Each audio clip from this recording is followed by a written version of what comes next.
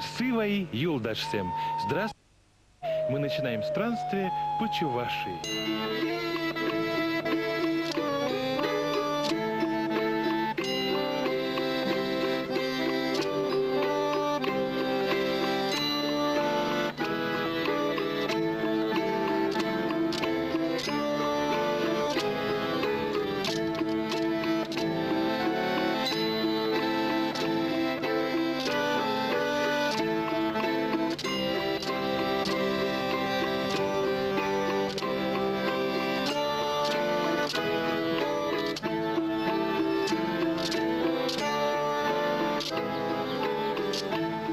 Мы в Чебоксарах, столице Республики Чувашия. Самые первые письменные упоминания о городе относятся к маю 1496 года и связаны с походом русских войск под предводительством воеводы Ивана Дмитриевича Руна под Казань. В полном собрании русской летописи сказано: того же дня отплывшие 60 верст ночевали, наутро обедали на Рознеже, а ночевали в Чебоксаре, и от Чебоксаря шли день и ночь всю и пришли под Казань на утренней заре. Свое название город получил от чувашского «шупашкар», что означает «укрепленные поселения чувашей».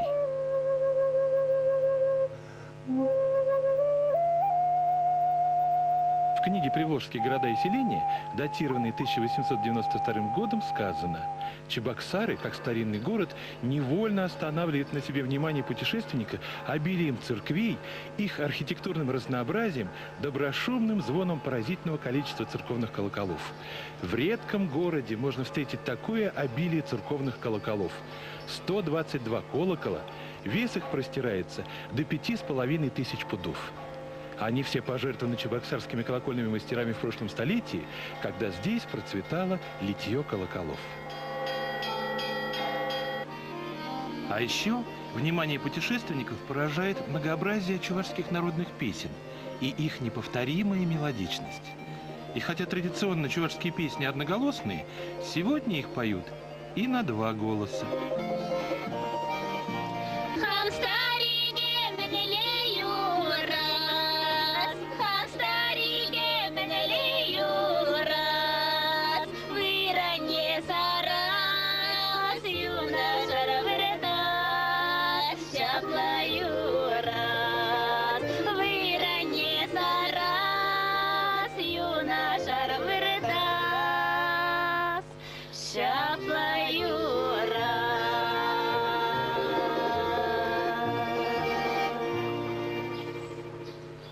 У чувашской народности сложились три этнографические группы: вирил, верховые, анатри, низовые, и анат-янчи, средненизовые. В основе названия этнографических групп лежит их расселение относительно течения Волги. У верховых, низовых и средненизовых чувашей существуют различия в языке и обрядовой культуре. Но ярче всего эти отличия проявляются в национальном женском костюме.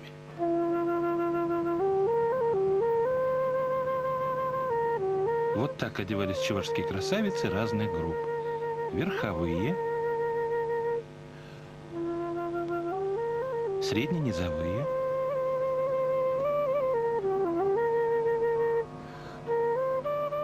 низовые. На голове девушек тухья, полусферическая шапочка, расшитая бисером и украшенная монетами. По форме она напоминает богатырский шлем.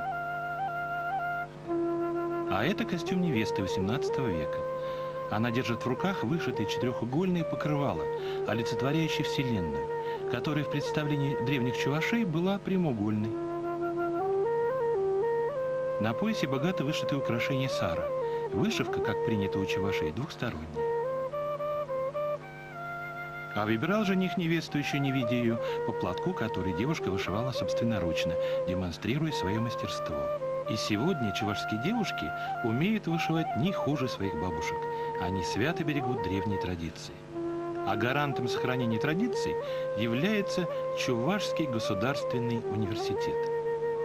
На филологическом факультете университета на кафедре культурологии студенты изучают национальные традиции, овладевают навыками народных ремесел, изучают музыку, танцы и песни своего народа.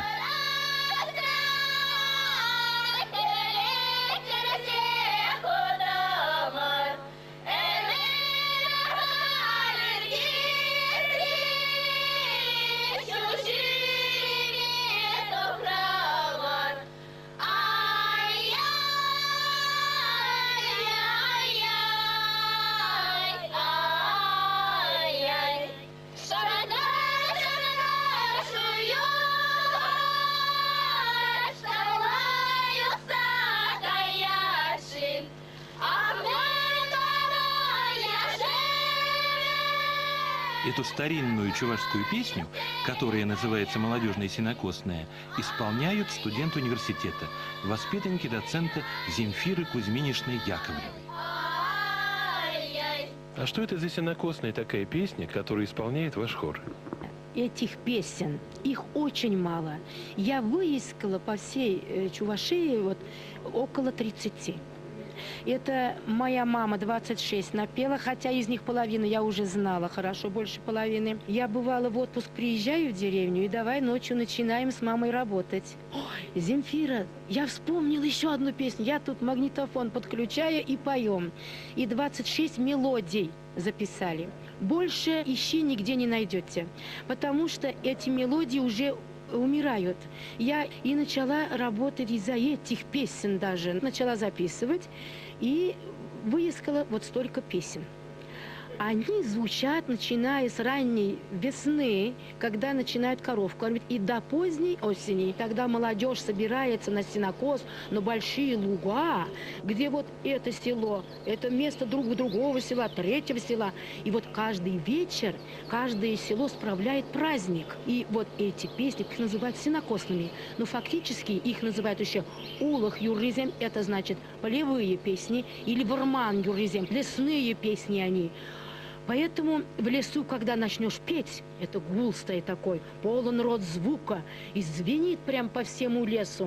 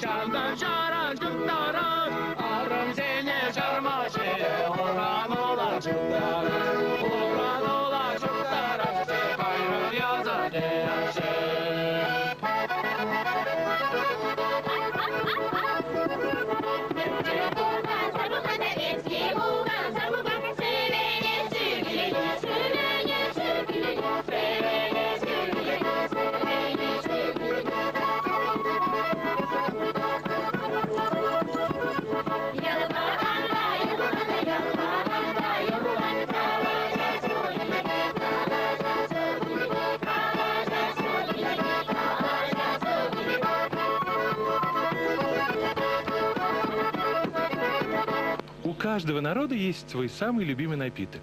В Казахстане это кумыс, в Шотландии это виски, а в Чувашии это пиво. Пиво в Чувашии так любят, что даже создали в городе Чебоксары специальный музей пива. Вот туда-то мы сейчас с вами и отправимся. А поговорим мы со старшим научным сотрудником Чувашского национального музея, заслуженным работником культуры Никифором Егоровичем Наумовым. Как в Чебоксарах появился музей пива? Вот сейчас уже позабыли, значит, есть «Живописная Россия», журнал 1908 года издания, там русские удивительно пишут: чуваши в каждом дворе, и в богатом, и захудалом, имеет пивоварню, и каждый чувашин варит пиво. И поэтому и решили построить дом, где можно было это показать. А вот от чего зависит вкус пива? Конечно, от всего зависит. У пива-то там составляешь всего 4 части: вода, хмель, солод и дрожжи. Вот теперь давайте посмотрим. Вода бывает разная: жесткая, мягкая. А самая лучшая вода для пива – это щелочная. И, по-русски говоря, значит, вода, полученная от талого снега. Родниковой водой редко кто варит пиво. Самое-самое ценное в пиве – это хмель. Чуваши, кроме того, ценят аромат хмеля. Запомните число 20. Хмель растет 20 лет на одном месте, 20 метров уходит в глубину земли, и 20 метров может расти вверх. Чье пиво древнее? Немецкое, чешское, английское или чувашское? Тут, конечно, хотя бы и патриот Чувашии, но истина дороже. Вы знаете шумерские надписи. Там 6500 лет глинописная надпись написана. Значит, кто не пьет пиво, тот не знает радости. И пиво нам дает богиня пива Нинкаси. То есть мы культуру взяли, честно говоря, 2000 лет тому назад с персов. А чем принято закусывать чувашское пиво? Пиво надо закусывать мясом. Вот в древности наше пиво-то, оно почему прижилось? Мы же были кочевниками, и мы мясо сушили, холодильников не было, вы представляете? Сушеное мясо по-чувашски назывался аш. Его же жевать надо, извините, пожалуйста, а чтобы жевать его, мочить, нужен бульон, а бульон – это пиво. Но я сразу оговорюсь, чтобы реабилитировать чувашский народ. Пиво наше было по плотности 3 раза больше, по алкоголю 2 раза меньше. Ну что ж, ваше здоровье. И ваше здоровье.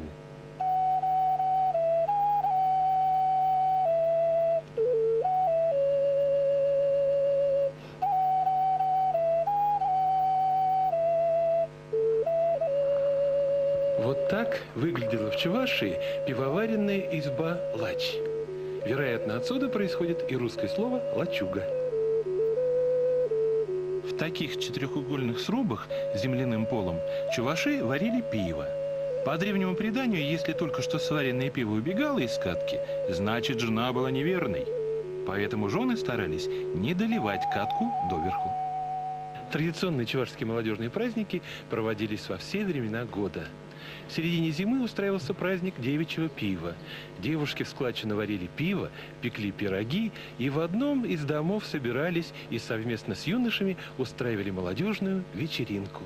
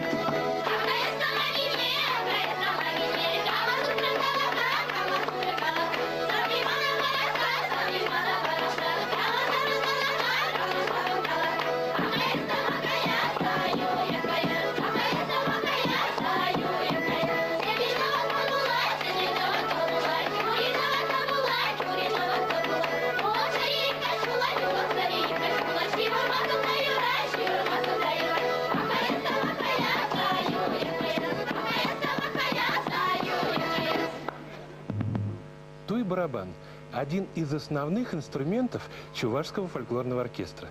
Слово «туй» означает «свадьба». Этот инструмент изготавливали специально к свадьбе. Под его громоподобные звуки совершался обряд, а потом гости пели и танцевали. По окончании празднества барабан прятали в сарае до следующего торжества. Для изготовления туй-барабана использовали собачью шкуру. Из нее делали 2 мембраны, верхнюю и нижнюю. А играли на туй-барабане вот такими колотушечками. Причем играли как по краю барабана, так и ударяли в центр мембраны.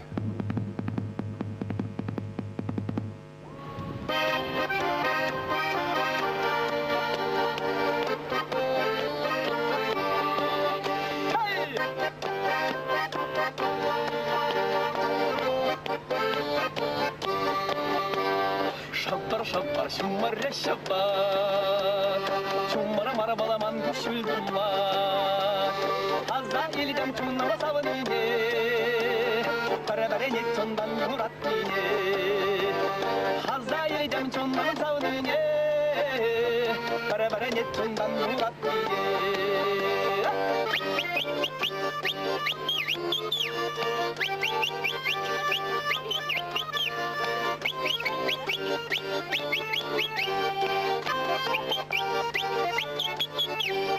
Kollara aslari havada, aslari maraman çunum barga, hazayiri dem kalle savunige, manna bıraksa yutpa kaynige.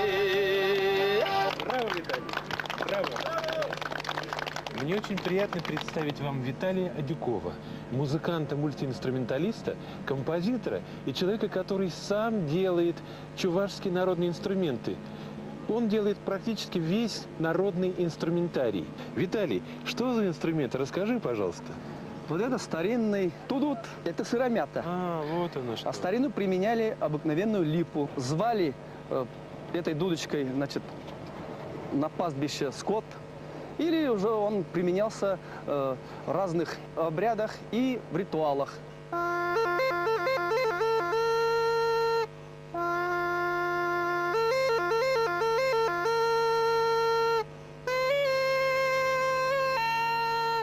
Очень приятный инструмент, приятно его держать в руках. И голос у него замечательный. А еще, это что за инструмент такой хитрый? Это музыкальный кнут, непростой кнут.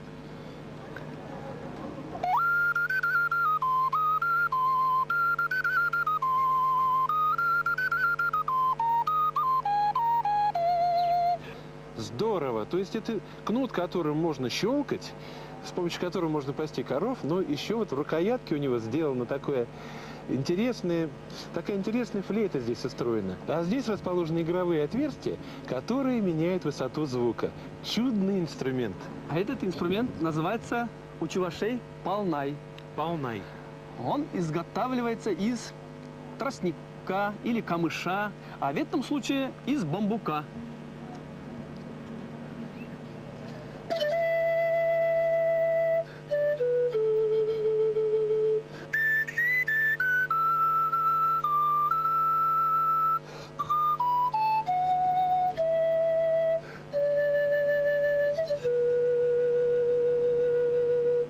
Восхитительный звук.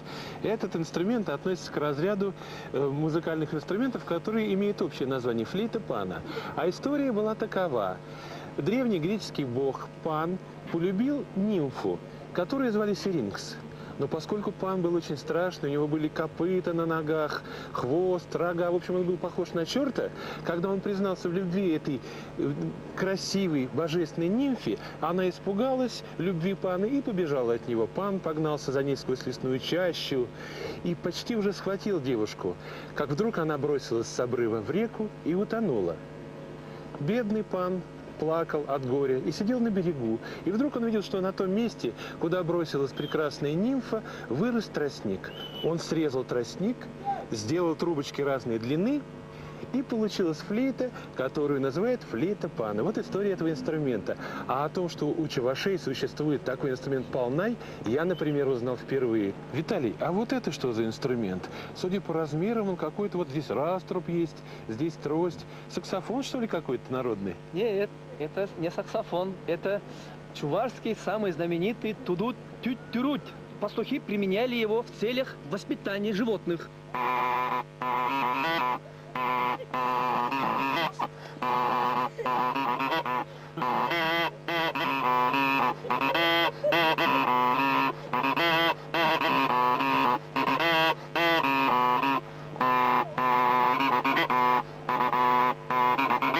По Чувашии.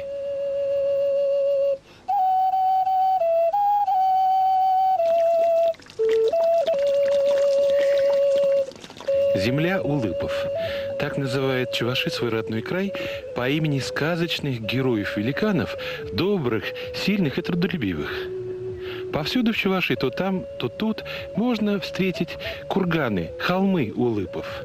Об их происхождении существует такая легенда. Улыпы, закончив пахать землю, вытряхивали из своих лаптей комья земли, и там, где падали комья, возникали такие курганы. Глядя на эти курганы, вы можете представить себе, как выглядели эти самые улыпы, исполины.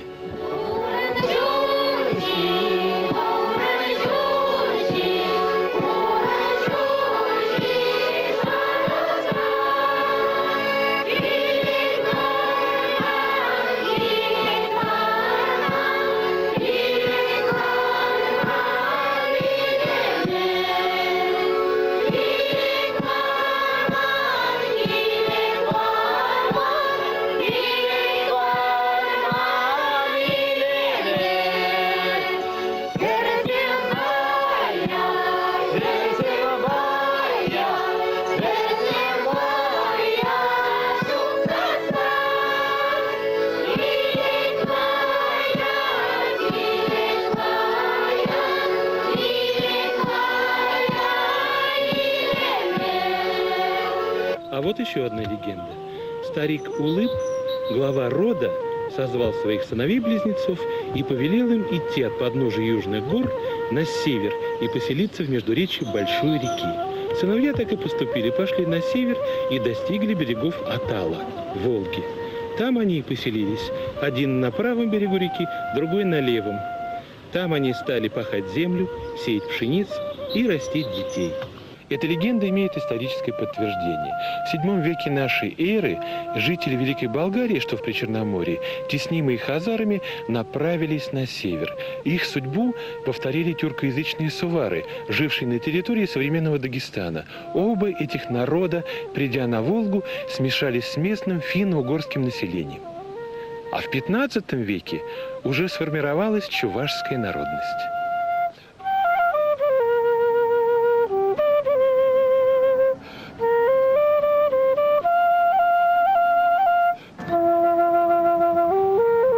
Каждый год в деревне Малые Туваны проходит необычный праздник Хураш-Туй, который характерен только для этой местности.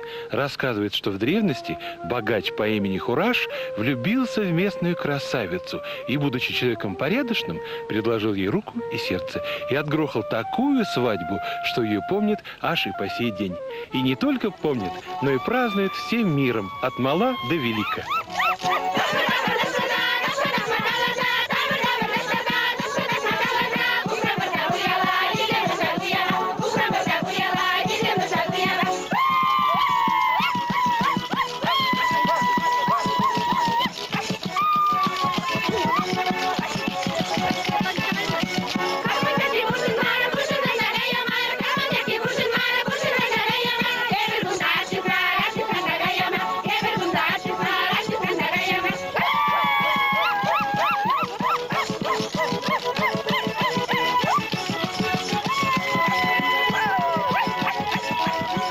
Музыкальный фольклор Чувашии основывается на тюркском, древнеиранском и финно-угорском компонентах. В основе чувашской музыки лежит пентатоника, то есть используется звукоряд из 5 нот. Песни в основном одноголосые. Редко услышишь песню, которая исполняется на 2 голоса. А песни в Чувашии любят разные. Обрядовые, свадебные, рекрутские, лирические, юмористические. Но больше всего любят песни застольные. Или, как и здесь еще называют, гостевые. Потому что народ в Чувашии живет очень гостеприимный.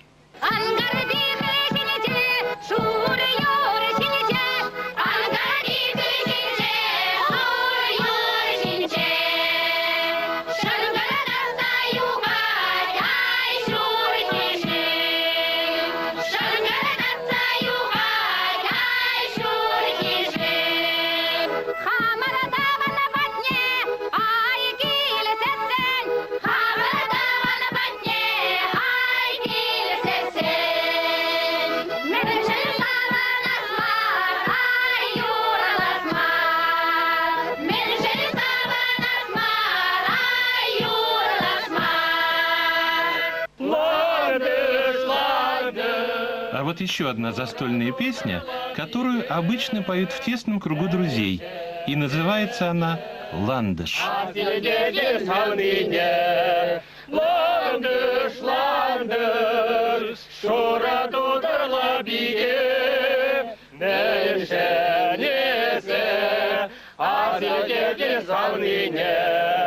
Что такое чувашское гостеприимство, я вскоре убедился сам. Прямо с праздника меня пригласили в гости. Вот эта замечательная семья Майских. И вот я сижу за этим столом и представляю себе, что вот таким было, есть и будет традиционное чувашское застолье. Скажите, пожалуйста, чем же в Чувашии принято почивать гостей? Что это за блюда такие?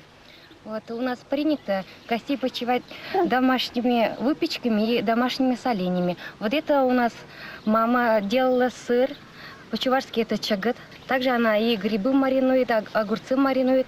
Тут кугульзем, пирожки.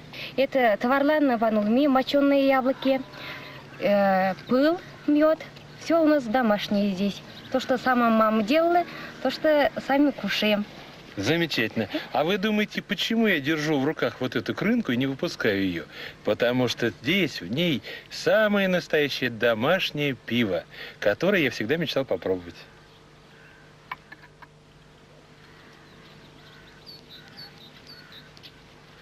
Очень вкусно. Подлинная национальная культура немыслима без просвещения, и Чувашия гордится своими великими просветителями. Выдающийся деятель чувашской культуры, просветитель Иван Яковлевич Яковлев, родился в деревне Кошкино-Тимбаево Симбирской губернии в 1848 году. Одаренный сын чувашского крестьянина, он сразу поступил в 5 класс Симбирской гимназии, а по окончании гимназии в Казанский университет. Выдающейся заслугой Ивана Яковлевича Яковлева является создание новой чувашской письменности, открытие национальных школ и подготовка учителей для них. Это здание школы построил в 1798 году для детей села Аликово Иван Яковлевич Яковлев. Сейчас здесь краеведческий музей, которому могут позавидовать и иные городские музеи. Все экспонаты подлинные, и каждый из них уникален хотя бы потому, что хранит тепло рук людей, их изготовивших, и тем самым соединяет прошлое и настоящее. Физгармония. Интересно, кто же ее изготовил? А вот вижу, фирма Мюллер, город Дрезден. Наверное, сам Иван Яковлевич Яковлев ее сюда привез, для того, чтобы дети учились играть.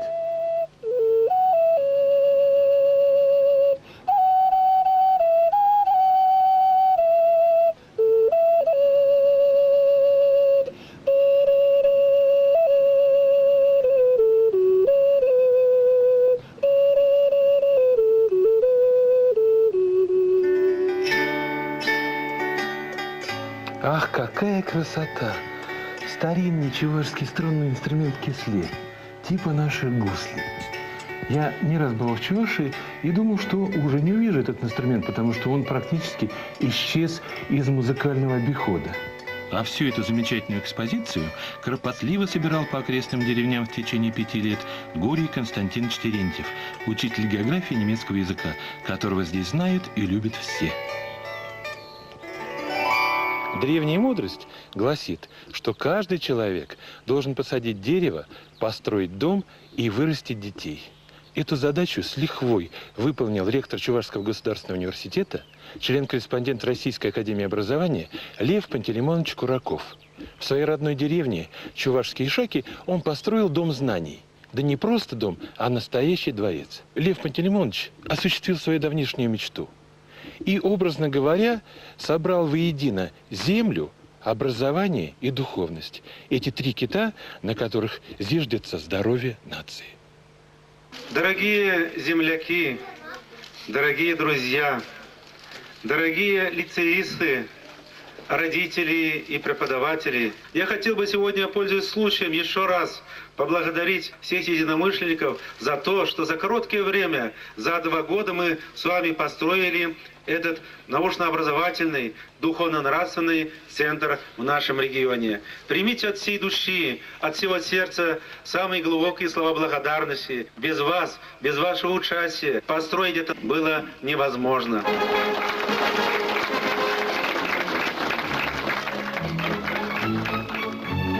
Сегодня в Доме знаний праздник. Последний звонок и первый выпуск лицея. Лицеисты завтра станут студентами Чувашского государственного университета, который проводит уникальную работу. Открывает свои филиалы в районах, берет шефство над сельскими школами. Вот видите, сколько лучей на этой карте несут цвет знания даже в самые отдаленные уголки Чувашии. Ребятам можно позавидовать. Не каждое учебное заведение может похвастаться компьютерными классами, оборудованными по последнему слову техники. А вчерашние выпускники университета уже преподают в филиалах и готовят специалистов.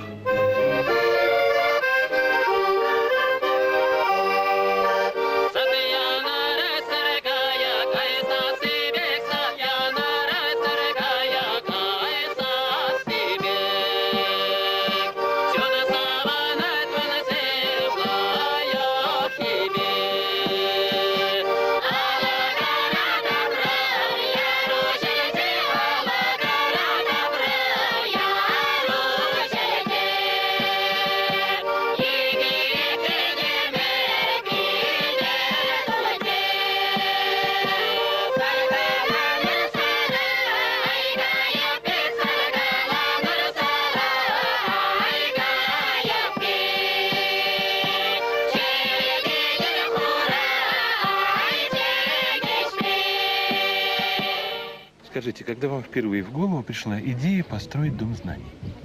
Я вырос в крестьянской, бедной семье. Мать одна меня воспитала. И, конечно же, я видел много проблем у простого народа. Я решил на семейном совете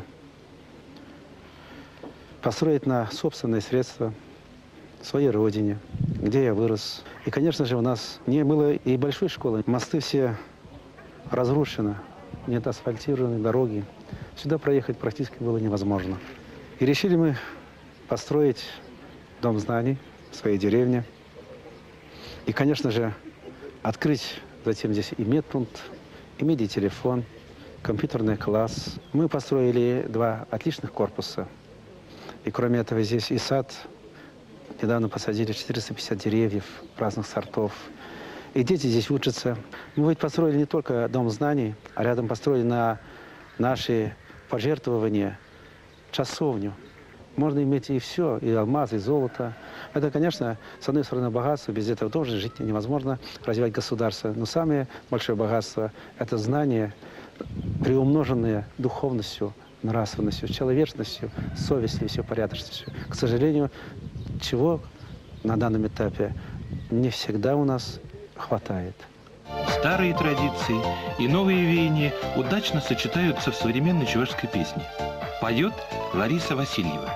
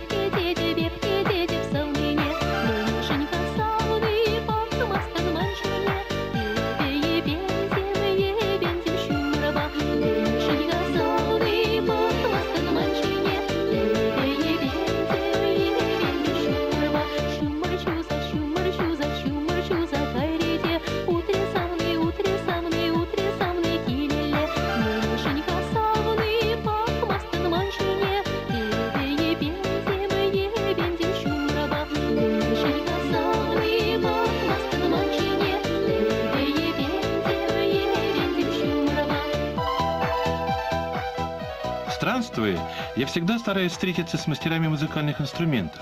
Ведь сами посудите, не будь их, и музыки никакой бы не было. А встреча с моим давним знакомым Виталием Адюковым для меня просто счастье. Всю жизнь я мечтал научиться делать вот таких птичек, такие окарины. Это просто была моя мечта. И вот Виталий согласился научить меня этому мастерству. Берется глина, чагещитоме, голубая глина, жирная глина, вот, хорошо месяца, и потом начинается вот такой вот процесс. То есть мы делаем такое углубление в этом шарике, да? Вот Да. такую ямку. Да. И постепенно начинаем делать форму вот этой птицы. Постепенно. Что лепим? Голову? Нет, это хвост. Как на гончарном кругу. Похоже на гончарное производство, но все-таки все здесь делается вручную. Делаем из него птичку. Вот как. То есть это будет уже голова у Это нас, будет да? уже голова. А внутри Всё там пустота, полая пустота. получается. Вот уже и голова появляется, да? Так, как интересно. Голова, клюв. Внутри уже полая. Внутри уже резонатор такой образовался. Резонатор. Сейчас мы будем делать у хвоста с нижней стороны отверстие для... В который воздух дует. Да. Понятно. Это как звуковой аппарат. Да-да-да. Какая тонкая работа. Ведь на миллиметр, на долю миллиметра ошибешься, и птичка не запоет. Ах, тут еще вторая палочка, Вторая палочка. которая выравнивает угол. Выгребаем оттуда. Какой интересный свисток получился. Так вот у нас получился вот такой свистковый Не- аппарат. Неужели запоет? Ну-ка попробуем. Потихоньку. И голос какой приятный, красивый инструмент. Вот после этого этот голубь закутывается вот так вот в тряпку. Тряпочку, да. Тряпочку и вот целлофановый мешочек. Вот в таком состоянии он лежит недели 2. Он там плесневеет. А, вот оно что, интересно. А зачем? Самоусадка. После 2 недель вытаскиваешь, он уже чуть-чуть подсох. Вот тогда ты и начинаешь делать вот такие вот игровые Отверстия. 6 отверстий.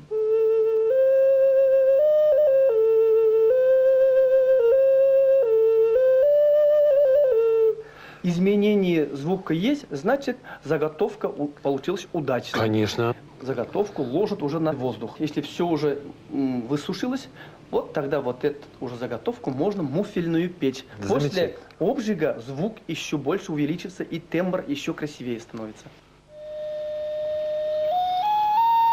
Каждый путешественник, возвращаясь из дальних странствий, привозит с собой сувениры. Сувениры бывают разные. Для меня, например, самым дорогим сувениром стала эта чувашская народная песня. Кайга Ивана, магаймастын Ивана, Кайга Ивана, магаймастын Ивана, Ундым лайық бойынға чаялды дубаймастын, Ундым лайық бойынға чаялды дубаймастын. Кайга Ивана, магаймастын Ивана, Кайга Ивана, магаймастын Ивана, Ундым лайық бойынға чаялды дубаймастын, Ундым лайық бойынға чаялды дубаймастын. Кайга Ивана, магаймастын Ивана, Кайга Ивана, магаймастын Ивана, Ундым лайық бойынға чаялды дубаймастын, Ундым лайық бойынға чаялды дубаймастын. Сыва юлар, до новых странствий.